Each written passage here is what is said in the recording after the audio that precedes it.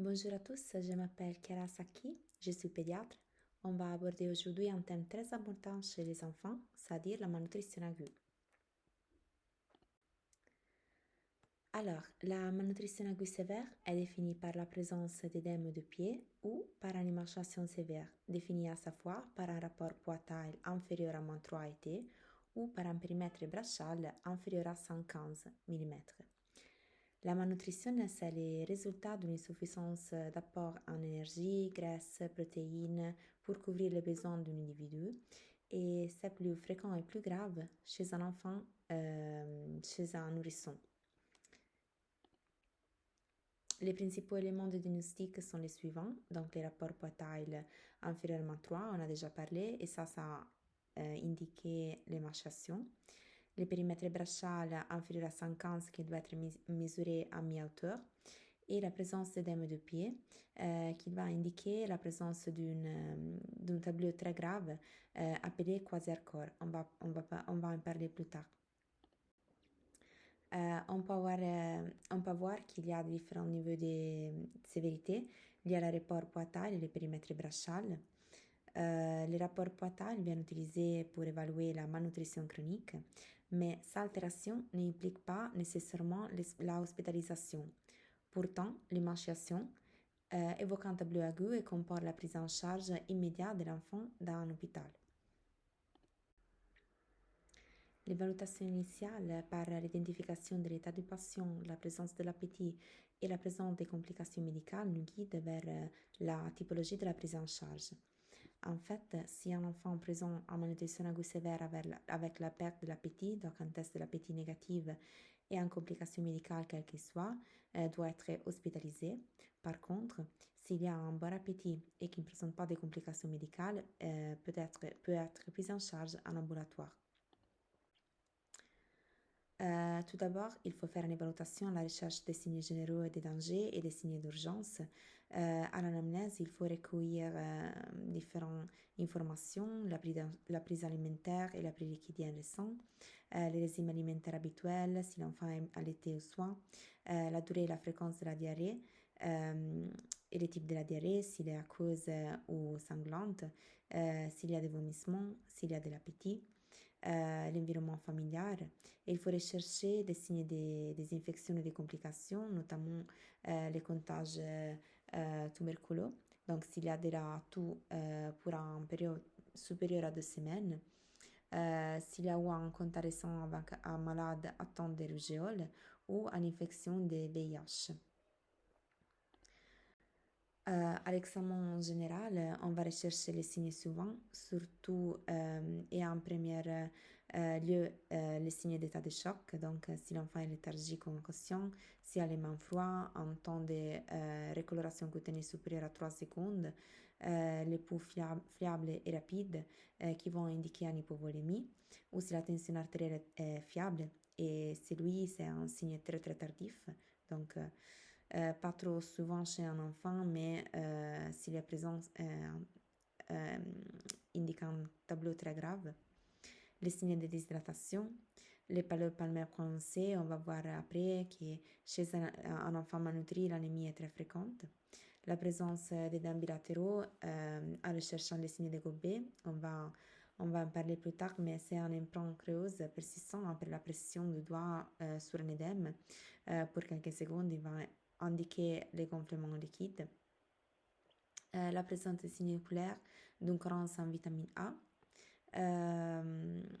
Chez l'enfant malnutri, la carence en vitamine A est très fréquente aussi. Et les enfants vont toujours garder les yeux fermés parce qu'ils s'accompagnent fréquemment d'une photophobie. Et donc, il est très important d'examiner les yeux avec beaucoup de précautions pour ne pas provoquer des déchirures de la cornée. Après, on va rechercher les signes d'infection localisés, notamment au niveau de l'oreille, de la gorge, de la peau, ainsi qu'en pneumonie. Donc, on va rechercher partout les signes d'infection des VIH.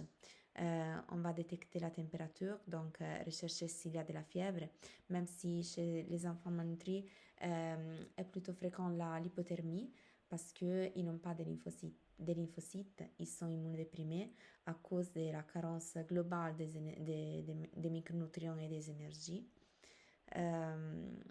Et enfin, on va évaluer la peau en recherchant la présence de lésions cutanées qui sont surtout douées au quasi-corps.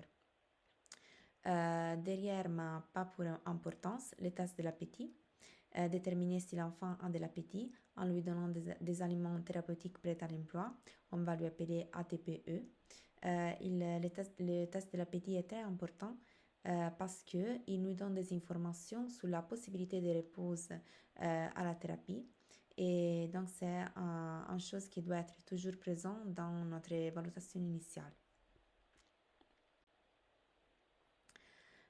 Ici, je vous présente deux dessins qui vont nous indiquer les deux typologies de malnutrition.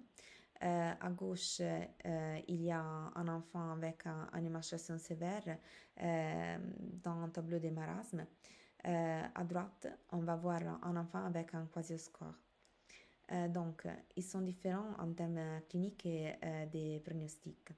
Les premiers cas, les marasmes, se présentent avec une grave perte de poids et de masse grasse, absence d'édème, peau sèche subtile, appât vieillarde. À droite, le quasi-score est caractérisé par édème généralisé, notamment au niveau de membres et du visage, hépatomégalie avec stéatose, dermatite cutanée, peau dépigmentée et fragile et fréquence surinfection. Chez les marasmes, donc on retourne à gauche, il y a une carence globale d'énergie et de protéines avec préservation des fonctions vitaux aux dépenses de la croissance et de la masse maigre. Pourtant, les quasi-scores, dans les quasi-scores, les carences sont surtout protéiques, d'habitude avec un apport calorique conservé, surtout à bas des glucides, avec une majeure carence d'antioxydants et de micronutriments, qui provoque une plus grande susceptibilité aux infections et à des complications métaboliques. Pour ces raisons, la pronostic de quasi-score est pire par rapport à laquelle d'un enfant avec un marasme. Ensuite, ici, sont résumées toutes les caractéristiques cliniques et les différences entre les deux situations qu'on a parlé tout à l'heure. Je vous laisse tout. Ils sont plus détaillés, les caractéristiques cliniques. Concernant l'organisation de soins, si un enfant est sans complications, il va bien sur le plan clinique, donc il est alerte et il a un test de l'appétit positif, il peut être escorté en ambulatoire. Par contre, si un enfant présente des édèmes très importants qui manquent d'appétit ou s'il présente un ou plusieurs des signes généraux de danger ou en pathologie médicale, doit être hospitalisé.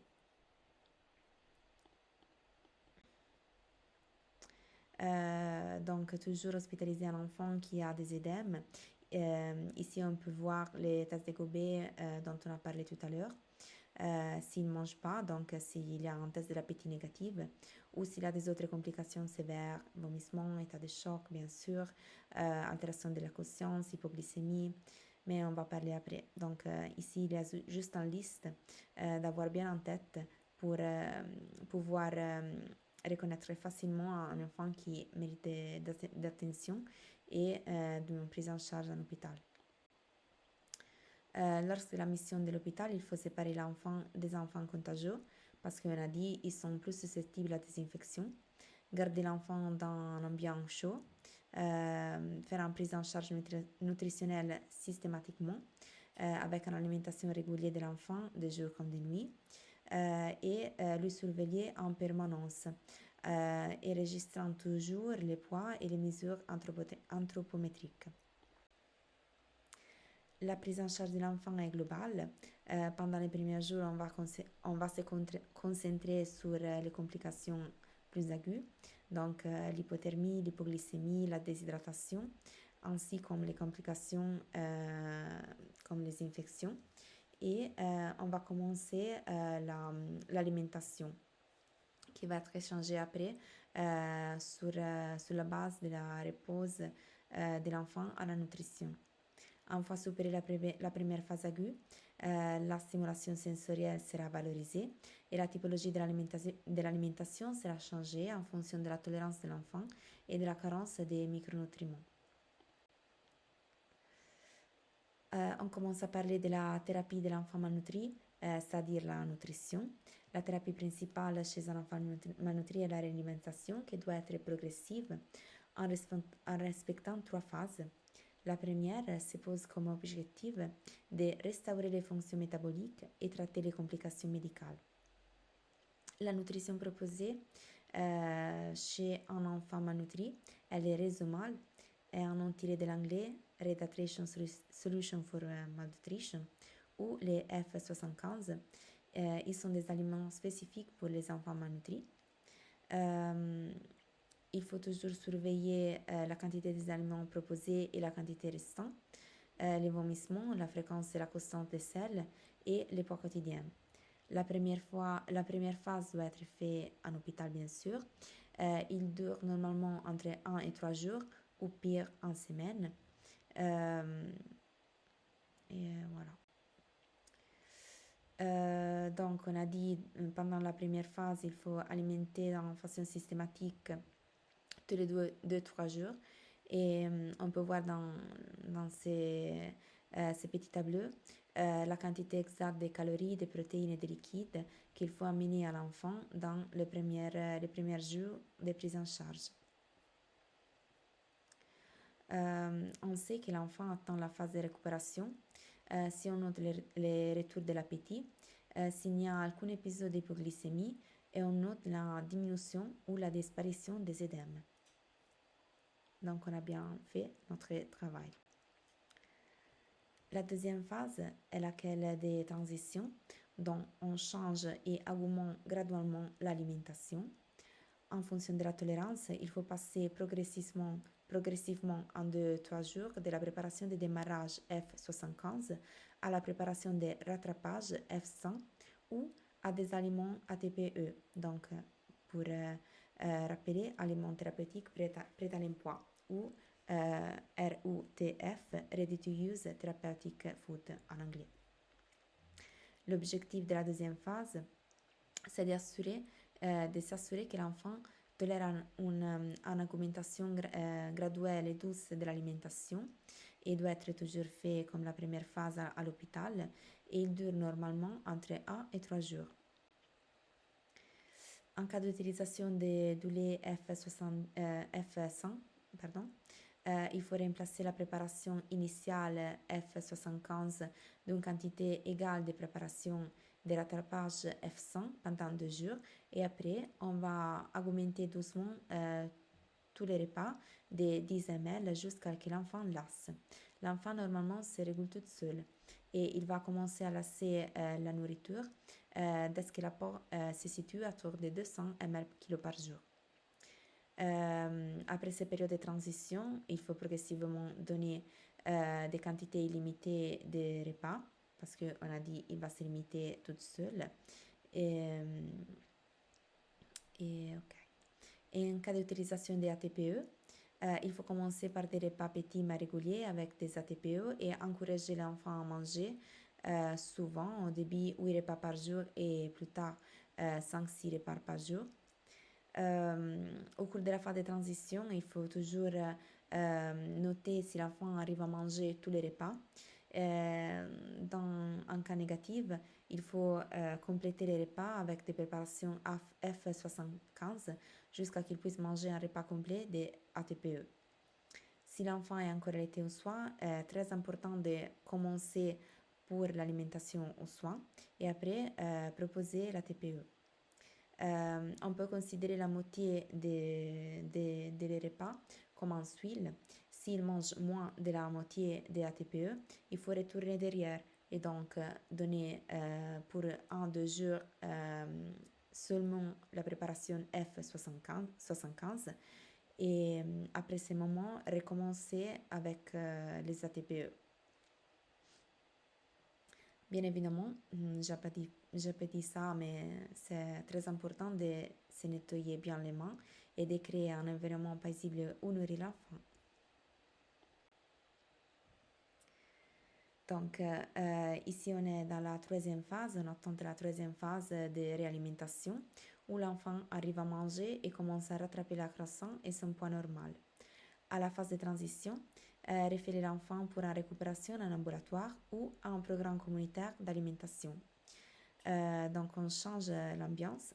On est plus dans l'hôpital, mais on est dans le territoire.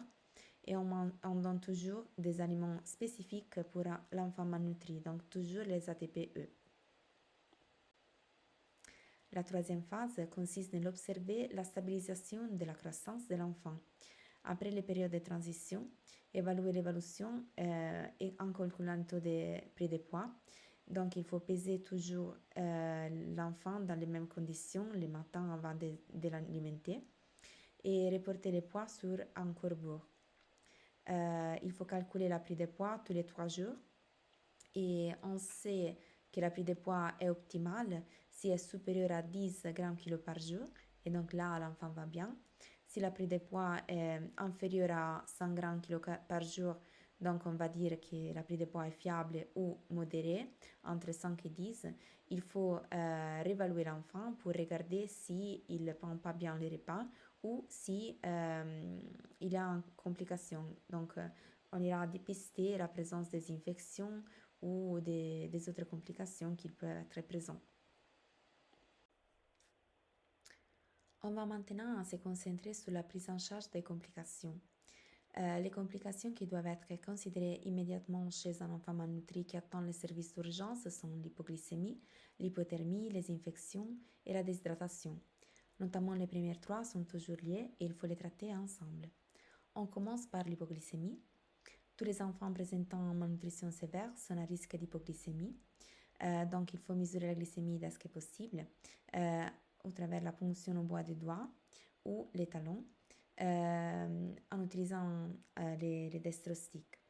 Si ce n'est pas possible de mesurer la glycémie, il faut considérer que tous les enfants présentant une malnutrition aiguë sévère présentent une hypoglycémie et doivent être traités comme tels. Si la glycémie est inférieure à 3 mmol ou inférieure à 104 mg décilitre ou si on n'a pas mesuré la glycémie parce qu'on n'a pas les dextrosticks, il faut commencer les traitements.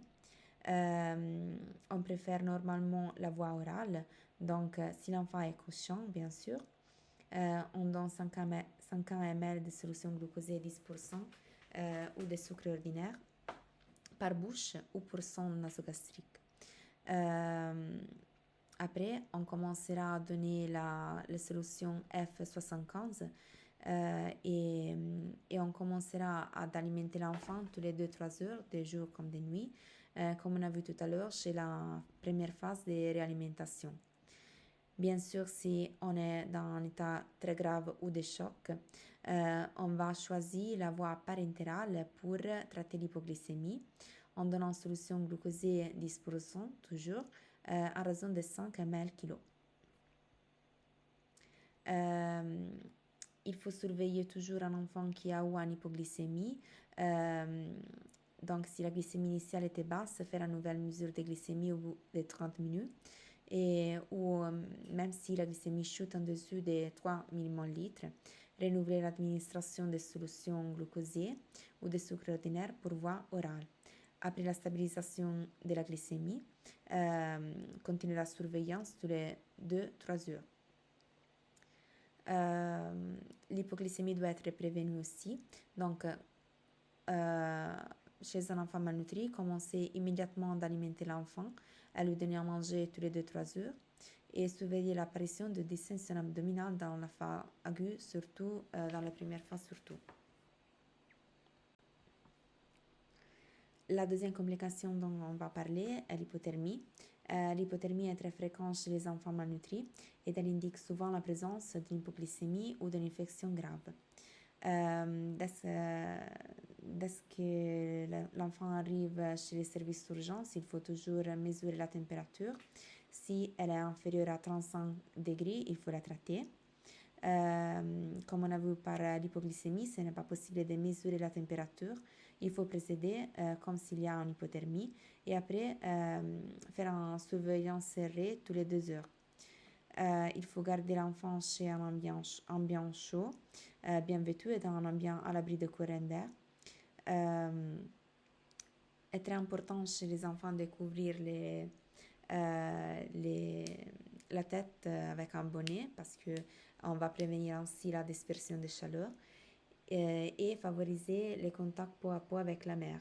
Ici, dans ce dessin, on peut voir la position de la mère kangourou qui est bien utilisée pour les nourrissons pour la prévention de la dispersion de chaleur.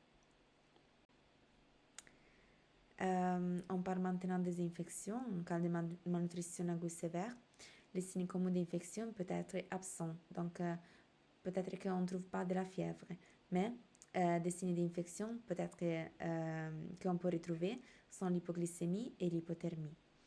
Il faut donc partir du principe que quand on arrive à l'hôpital, tous les enfants qui sont malnutris doivent commencer à être traités pour une antibiothérapie de façon systématique. On se base sur l'état des patients pour choisir la typologie d'antibiotiques. Donc, si l'enfant est en état conservé, on peut donner l'amoxicilline pour voie orale pendant 5 jours. Par contre, si on est dans un état de choc ou très très grave, on choisira le ceftriaxone ou l'amoxicilline associée à la zintamycine pour 7 jours.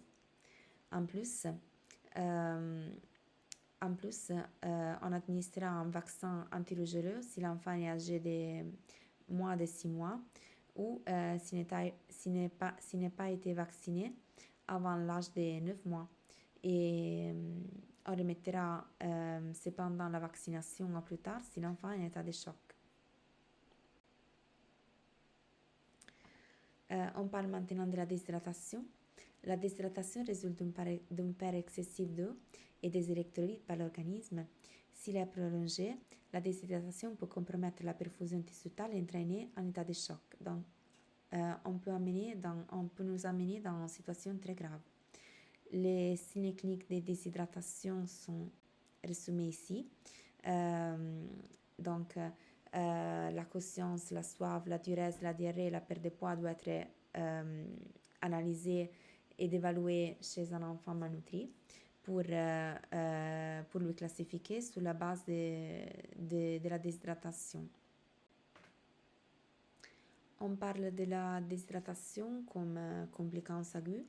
Chez les enfants avec une malnutrition, la réhydratation, il faut faire attention parce qu'il doit être fait différemment par rapport à un enfant sans malnutrition.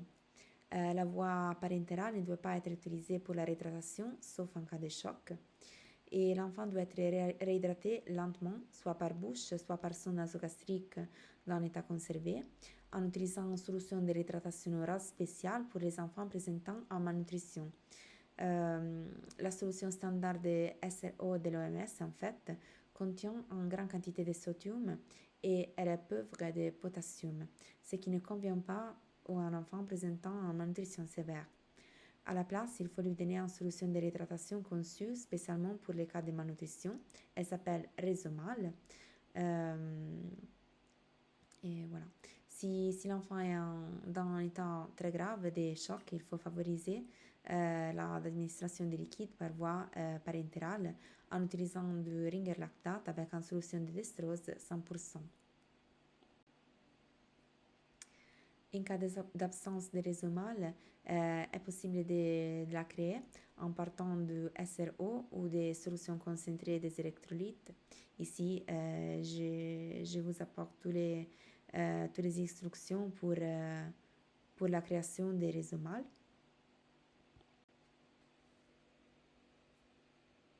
Des petits tableurs assoupis. Pendant la phase de réhydratation, la surveillance est très très importante. Donc, il faut surveiller l'évolution de la réhydratation tous les 30 minutes pendant 2 heures et puis tous les heures pendant 4-10 heures suivantes. Il faut être très attentif à l'apparition des signes de surcharge hydrique qui est très dangereuse et peuvent conduire à une insuffisance cardiaque. Donc, il faut surveiller la prise de poids qui ne doit pas être trop rapide ou excessive. l'augmentation de la fréquence respiratoire, notamment si est supérieure à 5 respirations par minute, l'augmentation de la fréquence cardiaque supérieure à 15 battements par minute, la fréquence d'émission, l'augmentation de la taille du foie à la palpation, la fréquence de sel et des vomissements. En cas d'apparition des signes de surcharge hydrique, les signes précoces sont plutôt l'augmentation de la fréquence respiratoire et de la fréquence cardiaque. Il faut arrêter immédiatement l'administration des rhizomales et puis évaluer à nouveau l'enfant après 1 heure. S'il va bien, on peut recommencer doucement la réhydratation. Tous les enfants atteints de malnutrition aiguë sévère présentent aussi en carence de potassium et de magnésium. C'est la raison pour laquelle il faut changer la typologie des solutions de réhydratation. Et la correction des potassium et de magnésium doit être lente et peut prendre environ 2 semaines. L'édème qu'on trouve souvent chez un enfant malnutri est en partie dû à une carence de potassium et à une rétention de sodium. L'édème ne doit pas être traité donc tout de suite par un diurétique, mais par une supplémentation de micronutriments qui sont pauvres. En outre, tous les enfants sévèrement malnutris présentent un carence en vitamines et en sels minéraux. Bien que l'anémie soit fréquente, du fer ne doit pas être administré au début des traitements. On a déjà vu ça au début de la présentation dans les tableaux restrictifs. Pourquoi? Parce que le fer peut aggraver les infections. Donc, il faut attendre que l'enfant a retrouvé un bon appétit et commence à prendre du poids et que les infections ont été soignées. En plus, concernant la supplémentation des autres micronutriments, la préparation F75 et F100 ont déjà les vitamines, notamment la vitamine A, l'acide folique de zinc et de cuivre. Si l'enfant ne reçoit pas des ATPE, voilà ici toute la posologie des micronutriments qu'il faut lui donner.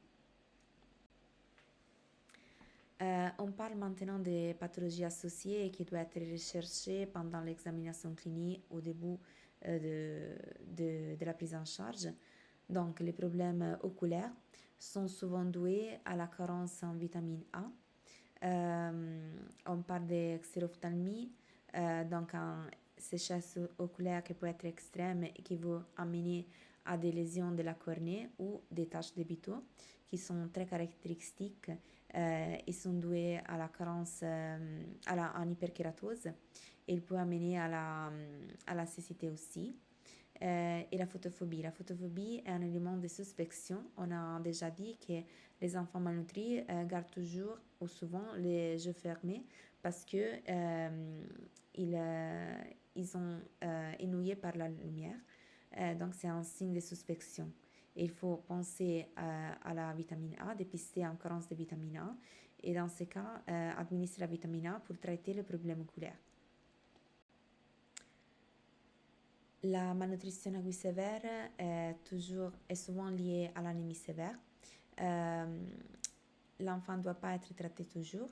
La transfusion doit être administrée seulement si l'enfant présente un taux d'hémoglobine très basse, inférieur à 4 grammes décilitres ou entre 4 et 6, et en présence d'un détresse respiratoire.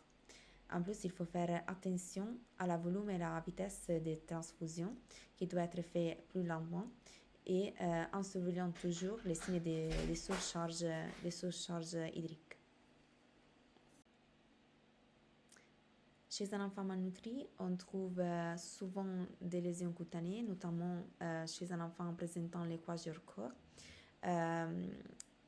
Il peut avoir des hypopigmentations, hyperpigmentations qui est angulaire, mais la chose la plus importante à retenir, c'est que les lésions cutanées peuvent amener à un risque de surinfection très important. Donc, il faut les traiter et il faut dépister en carence de zinc parce que les lésions cutanées sont souvent liées à une carence de zinc et s'améliorent rapidement avec sa supplémentation. Bien, en entrant dans une phase de stabilité, La stimulation sensorielle est très importante pour prévenir les complications tardives, euh, dont on faut rappeler ça aussi, comme les retards psychomoteurs et les difficultés relationnelles. Mais pas seulement parce que la stimulation sensorielle aide aussi immédiatement l'enfant dans le repli plus rapide de l'appétit et de l'alimentation. En fait, on a été noté qu'à travers la stimulation sensorielle, à travers le jeu, la relaxation avec l'environnement, les enfants prennent plus facilement les biberons ou les bols et arrivent à compléter les repas plus rapidement. Donc ainsi, on va limiter aussi le temps d'hospitalisation. C'est une vraie victoire, en fait. C'est important de créer un ambiance tranquille pour faire jouer l'enfant, lui stimuler sur le plan de la motricité et de l'interaction avec l'environnement dès que son état le permet. La participation de la mère est très importante aussi, donc elle peut lui réconforter, lui nourrir, lui donner son bain et jouer avec lui. Par conclure, l'enfant doit être autorisé à sortir de l'hôpital et être transféré pour une prise en charge en ambulatoire ou vers un programme nutritionnel lorsque les critères suivants sont remplis. Donc, les traitements antibiotiques par voie parentale est terminé et l'enfant est bien sur le plan clinique et alerte. Les complications médicales sont guéries et l'enfant a complètement retrouvé son appétit et mange bien. Et quand ces items sont diminués ou sont disparus. Donc la prise en charge ne s'arrête pas à l'hôpital, mais on va passer dans l'ambulatoire pour surveiller toujours que l'enfant arrive à manger et à prendre du poids et qu'il ne retombe pas dans un état de malnutrition. Voilà, moi j'ai fini ma présentation. Je vous remercie pour l'attention et je suis disponible sur ma adresse email chiara.sachi6@studio.unibo.it pour des questions.